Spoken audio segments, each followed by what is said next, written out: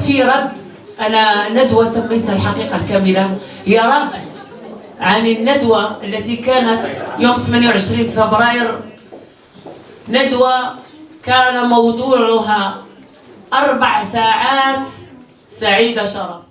وهو تعليل كاذب، وفيه كيف قلت لكم عنوان هذا الندوة وهو الحقيقة الكاملة، لأنه الحقيقة اللي بين في نهار 28 فبراير هي حقيقة مبتورة. صك الاتهام في 6 ديال الجنح، 6 ديال الجنح متابعة فيها ب3 وأسقطت عنها 3. هذيك 3 ديال التهم النيابة العامة شافت بأنه لا تتماشى مع 8 أشهر، وزادوا 4 أشهر لأنه هذيك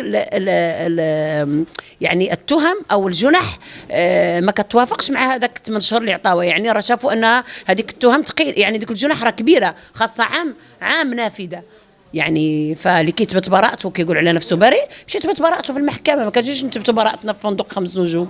والله اسفي على نقيب سابقا ينزل الى هذا المستوى ويعرض حياتي الشخصيه. انا اقول له كان من الاجدى ومن الاحرى احترام الانسانيه في هذا الموضوع بالخصوص، لانه كان عرف انه الحكم اللي كيوصل للمحكمه كترفع عنه السريه.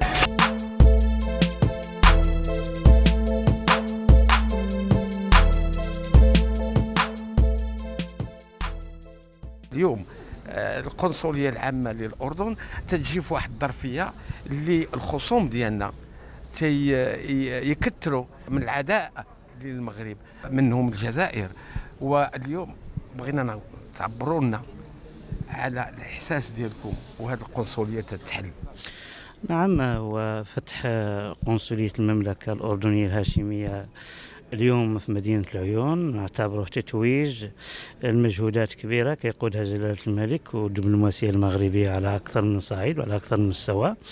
وهذا الشيء وهذه الانتصارات في الحقيقة هي مست وزعجت بشكل كبير خصوم وحدتنا الترابية، وخاصة الجزائر بالخصوص، اللي حتى هما يناوروا ويعملوا مجموعة من الدسايس باش يعني يوقفوا يعني هذه العملية وهذه الانتصارات، ولكن هذا لم يتاح لهم بفضل يعني حنكة جلالة الملك نصره الله ووزارة الخارجية كذلك اللي لعبت دور كبير في هذا المجال. وإحنا كمنتخبون في الأقاليم الجنوبية كنعبروا على ارتياحنا وعلى فرحتنا العارمة وفرحة الساكنة ديال المنطقة بهذه الانتصارات اللي اليوم الحمد لله نعتبروها أعلنها جزء من تحقيق يعني وتسوية يعني هذه القضية بشكل دائم، هذه القضية المفتعلة ديال قضية وحدتنا الترابية.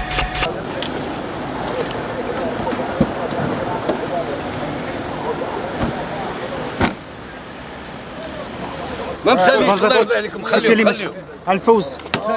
ما مساليش، يلا سير الله يعاون.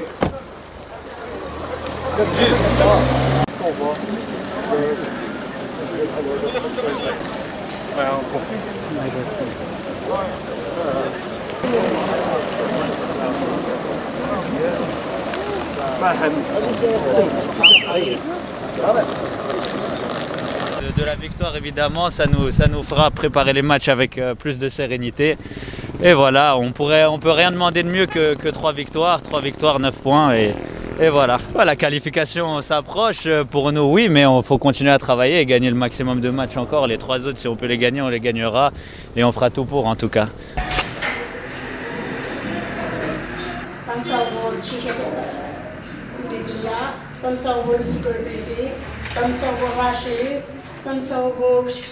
البداية كانت مع مؤسسة الأطلس الكبير اللي دارت لنا تكوينات في المقاربة التشاركية في الفرق بين الجمعية والتعاونية.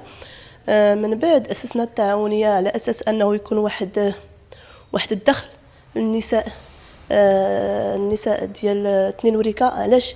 لأن المرأة في يعني ملي كنهضروا بصفة عامة على المرأة القروية كنهضروا على واحد النموذج اللي هو يعني ما كيدير والو، اللي هو يجلس في الدار، اللي كيكون العالم الخارجي يعني صعيب واحد شويه، ماشي واحد شويه بزاف.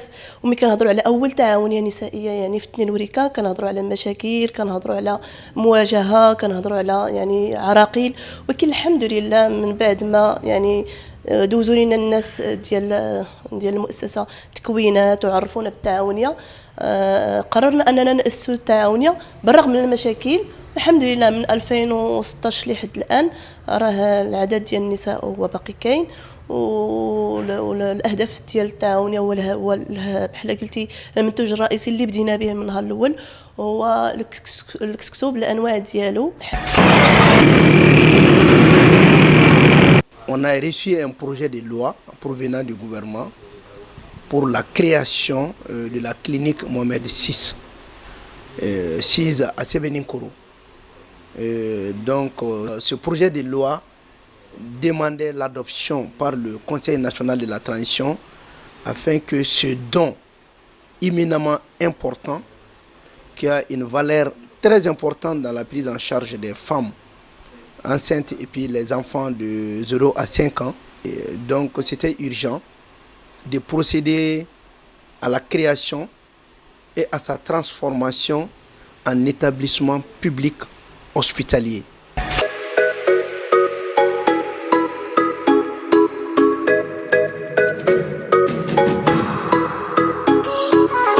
Donc Mani Nordine, bonjour. Donc vous êtes producteur et agent des plus grandes stars américaines. Vous avez un parcours atypique. Racontez-nous un peu l'histoire de Nordine Mani. Effectivement, j'ai un parcours très atypique. En fait, je viens d'un petit village à côté de Taounet. Je ne sais pas si ça vous dit quelque chose au Maroc. C'est vraiment, on dit au milieu de la pampa, comme on dit. Donc effectivement, j'ai vraiment un parcours atypique. Je suis parti du Maroc. Mes parents ont été migrés en France pour des raisons économiques, je pense comme de beaucoup de Marocains. Et moi, j'ai continué le voyage de France aux États-Unis. J'ai été vraiment obnubilé et passionné par les Américains. Et j'ai eu la chance de faire un voyage à l'âge de 17 ans là-bas, car j'ai été médaille d'or du Conservatoire supérieur de Paris. Et ils m'ont donné une bourse, le ministère de la Culture, pour aller étudier aux États-Unis, dont à New York, une école de danse qui s'appelle Steps. Donc j'ai commencé à rencontrer le milieu artistique et je pense que les Américains sont quand même maîtres dans ce domaine. Et effectivement, de danseur, je suis passé à chorégraphe, de chorégraphe, je suis passé à directeur artistique, de directeur artistique, je suis passé à manager. Manager, je suis passé aujourd'hui à producteur.